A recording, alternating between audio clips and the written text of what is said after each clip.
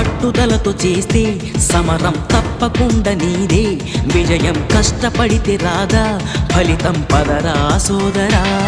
నీ ధైర్యం తోడై ఉండగా ఏ సాయం కోసం చూడక, నీ ధ్యేయం చూపే మార్గంలో పోరా సూటిగా. ఏనాడు వెనకడుగేయక ఏ అడుగు తడబడనీయక, నీ గమ్యం చేరేదాకా దూసుకుపోరా సోదరా.